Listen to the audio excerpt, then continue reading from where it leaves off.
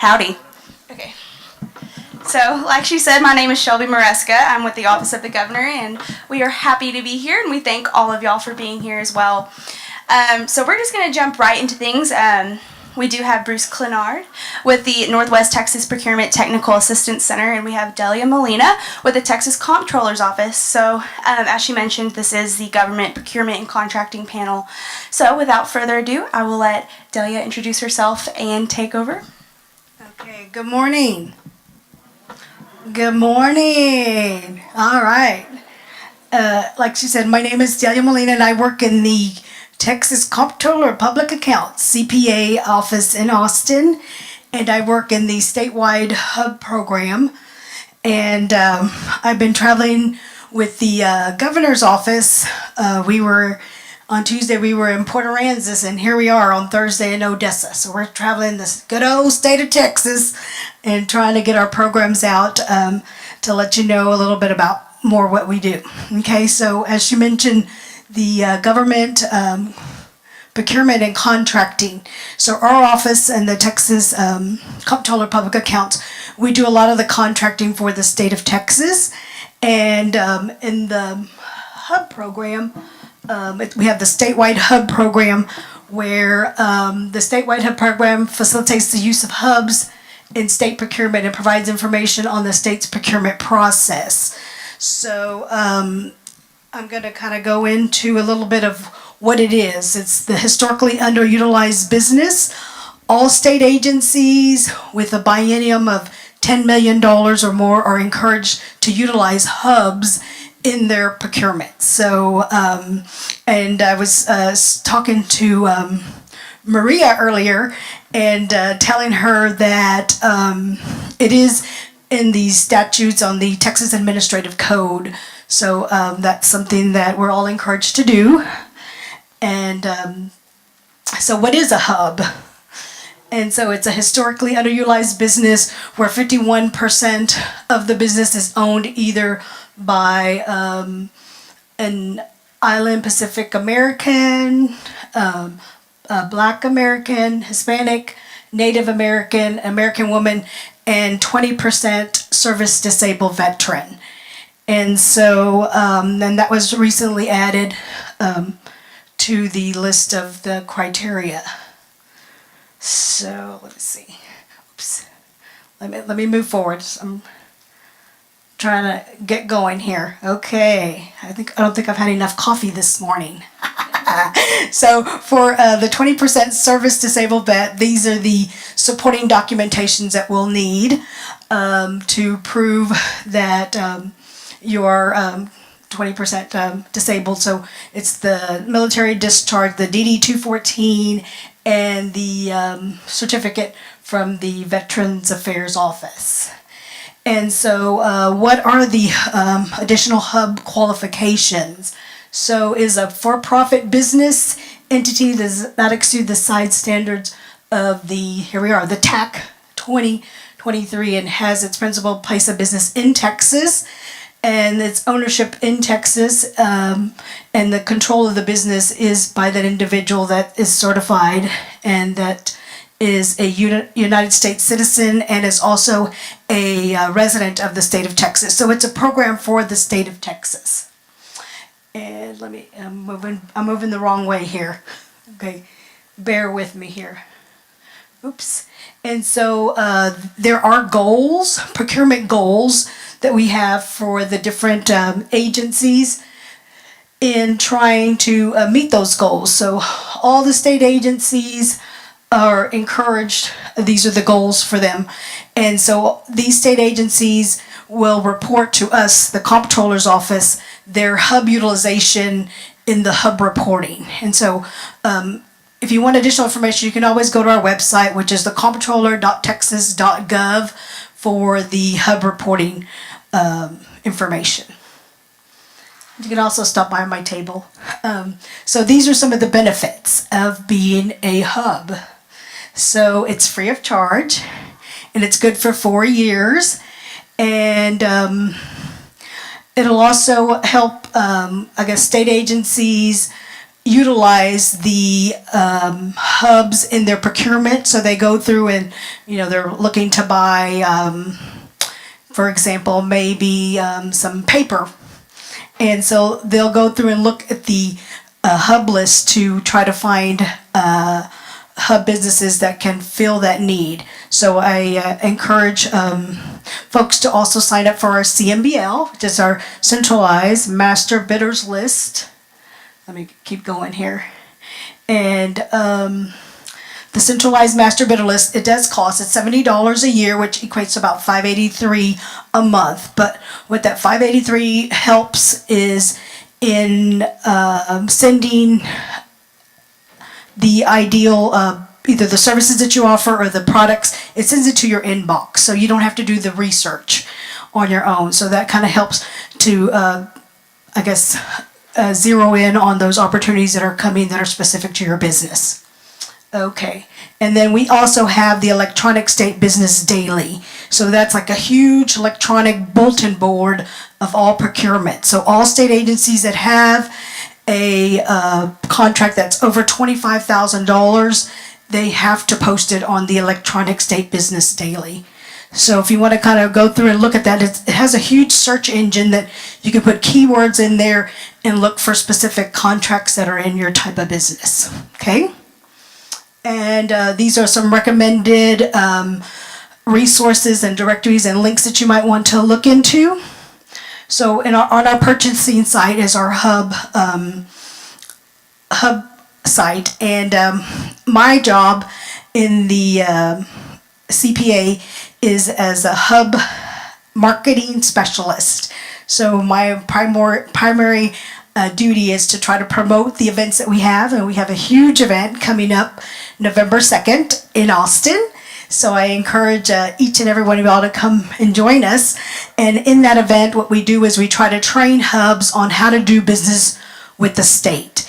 And we'll also have those hub coordinators. So each agencies have a hub coordinator that goes through and helps to try to increase their hub utilization and in their procurement. So we'll have those folks available that you can kind of meet with, and visit with them and try to learn more on how they go through and procure the different purchasing methods that they have. And it's also, when I say state agencies, that also includes all universities and even community colleges and other agencies receiving state and federal or state funds. Okay, and that's our contact list here if you have any further questions. But again, please stop by my table. We are right across the hall here if you have any additional questions. Okay. Thank you. Thank you, Delia. Now, Bruce, if you want to give your spiel. Thank you. I'm just going to talk a little bit. I've been asked to talk to you about the Procurement Technical Assistance Center program. It's a rather unique program, so let me give you a little background. A number of years ago, back actually in the late 80s, the federal contracting staffs were realizing that federal contracting was just extremely complicated, extremely difficult for small businesses to pursue just because it was so foreign from anything that they did in the commercial world. And so they created our program to help small businesses learn how to do government contracting. We help businesses both at the federal level, the state level, and even the local government level. Now, we are a nationwide program. We have about 90 to 95 centers across the country. Here in West Texas, we are tied in with the Small Business Development Center program here. The regional office is actually located in Lubbock, where I'm located at. The SBDC here at UTPB is part of that regional program. We have about 5 other centers in our region that we work through as we work with small businesses. Now, we also have within our program the Texas Manufacturing Assistance Center. I've got Waylon Ward, who's the acting director here with us. They work with manufacturers and actually with other companies that have some sort of process. They can help you in terms of making your operation more efficient, more cost effective. There's a lot of things that they can do to help you. Our particular program is funded, the PTAC program, the acronym, is funded half by the federal government, and we get half of our funding from the state. Everything we do with small businesses is at no charge to you. It's a free service. Your tax dollars have already paid for this. As I said, technically I'm an employee of Texas Tech University, but our program really isn't a government program because we're not trying to oversee some operation, we're just trying to help small businesses. Now, you wonder, why would I even want to consider small businesses? Right now, here in Odessa, things are booming, and that's great. But if any of you have been here for a while, you know that that's not always the case. One of the things we encourage our clients with is, as I think someone said earlier, don't put all your eggs in one basket. You're much wiser to have kind of a balance between government and commercial work, so that as one area peaks and the other area ebbs some, you have a way of balancing things out, so you're not having to let go of some of your workforce, or you have excess capacity that you can't use. If you diversify your market base, that's going to help you through those peaks and valleys a lot of times. And the thing with the federal government, they're the largest buyer of goods and services in the world. Last year, it was somewhere in excess of $440 billion they spent on goods and services. The state of Texas alone spent $20 billion. And if you think about it for a second, think about all the government contracting, or all the government agencies that are all across the state. Even here in Odessa, you have local government agencies, you've got state, and you've got federal government agencies. All those could be potential customers for you. One of the things that some people don't understand or don't realize when they think about government contracting is you're kind of really dealing with three realities. You've got local governments, you've got state government agencies, and you've got federal. They each have a different set of rules and regulations that they have to follow, and different programs that they have to operate. They just talked here a minute ago about the HUB program. That's a state program. Now, some local governments will recognize that, but not all of them do. But it is something that state agencies have to operate. If you talk to a federal agency, though, they have no idea what the HUB program is, and they don't care. So depending on who you're doing business with, that dictates what set of rules and regulations that you have to follow. Kind of that's where we come into play. We will help you try to figure out where your best target market is within the government arena, help you market to those agencies. We have ways of providing you bid opportunity information about upcoming projects. We will sit down with you and help you fill out your HUB application, or if it's a federal program, there are numerous federal programs where they have certifications. We'll help you with that.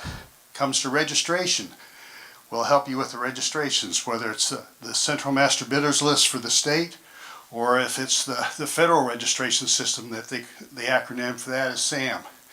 All these are systems that we'll sit down and help you with. Now, as I said, we're located in Lubbock.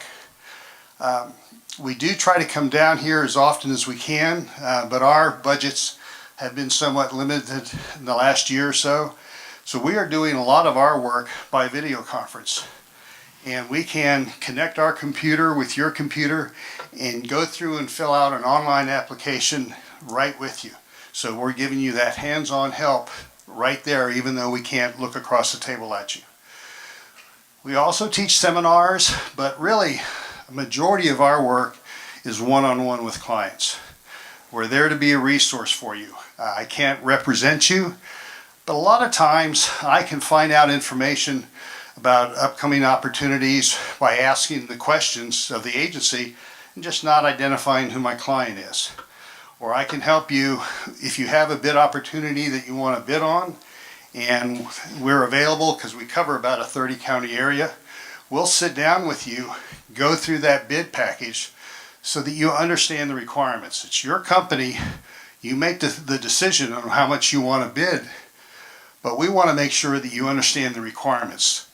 One of the worst things that can happen is to win a contract and then realize there's a lot more to it than what you thought.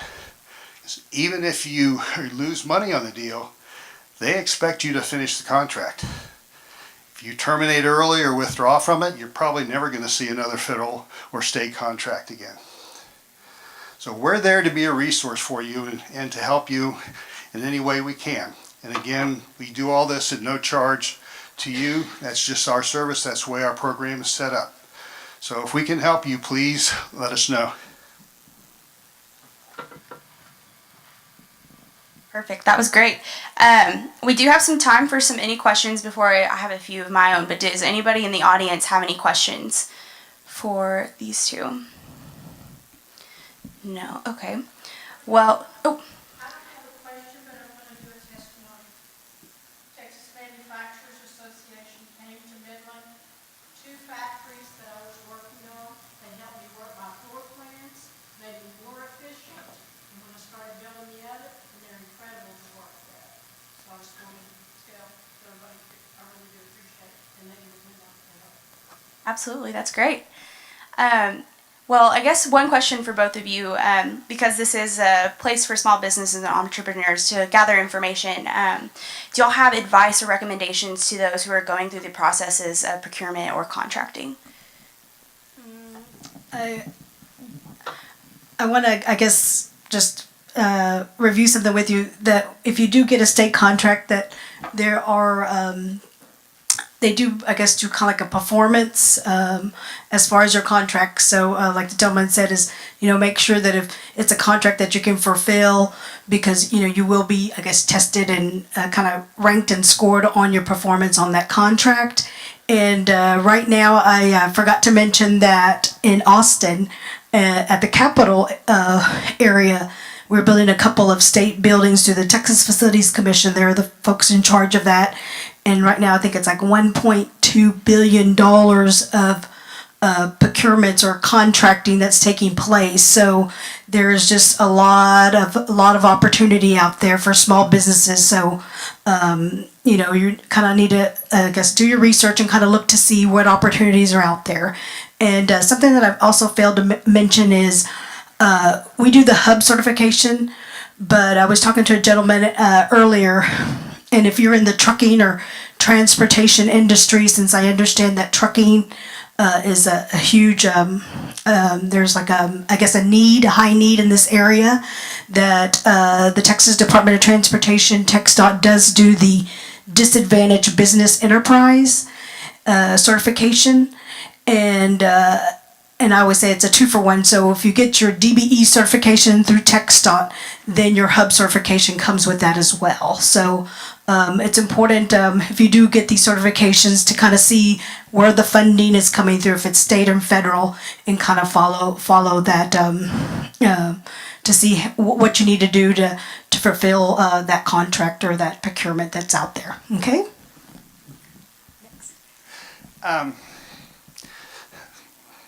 One of the things that happens quite often, I'll get a phone call or somebody will come into the office and say, we just heard about this bid. It's perfect for us. We want to bid on this, but we need your help. And I ask them when the bid is due, and they say 2 o'clock this afternoon. I guess what I'm trying to say by that is there's certain preliminary things that you have to do up front in order to be ready to bid on a contract. To bid on a state contract, you do not have to be hub certified. You do not have to be in the Central Master Bidders list, but you have to be where people can find you. You also have to know how to find those opportunities. So there's a lot of things you need to understand up front. If you're looking at a federal contract, you have to be registered as a contractor with the federal government before you can be awarded a contract. And so there are certain preliminary things that you have to do right up front so that when an opportunity does present itself, you can act on it. The other thing, and again, this is something I forgot to mention, in the unique environment you're in right now, a lot of your focus is going to be on business that's related to the oil industry. And so oftentimes there's not as much interest right now in government contracting. The irony is, though, because of many of the things you've discussed this morning, because of this, the economy here is growing so much, you need many infrastructure improvements, hospitals, schools, all kinds of things. Those things are all going to be accomplished through government contracts, okay? So if you want to participate in that, whether it's building a school or widening a highway, putting in new utilities, possibly even building hospitals or expanding airports, any of that is going to be a government contract. And so you need to be to explore that, find out what you need to be ready so that when those opportunities do pop up, that you'll be able to act on them. And we'll be happy to work with you in doing that. Okay. And I was just going to add something that this gentleman reminded me of is if it's a contract over $100,000, we have to, that the prime contractor, whoever's putting that contract together, needs to submit a hub subcontracting plan. So sometimes what they'll do is they'll reach out to hubs to try to fulfill those smaller subcontractor opportunities. So, again, he says, and the term that I use is you need to be ready, willing, and able to, perform those duties at the same time too. That you, in your small business, that you need to be ready, willing, and able to fulfill whatever, if it's a service or whatever it is, to be able to move your business to the next level, to provide opportunity for growth in your business. And something that we kind of partner up with is the small business development centers. So reach out to them because they're also available to assist in providing any kind of training and assistance with procurement opportunities. So reach out to them as well. Thank you. Thank you both. I know we are out of time, but I wanted to thank you both for being here, Bruce and Delia. They are going to be here hopefully for a little bit longer. I know Delia has a table. Bruce, I don't know if, do you have a table? Oh. Okay. But they're both going to be here, and they're both kind, passionate people that I've gotten to know a little bit today. So if y'all have any questions, they will more than welcome answer those. But without further ado, Shelby. So let's thank Delia and Bruce as well.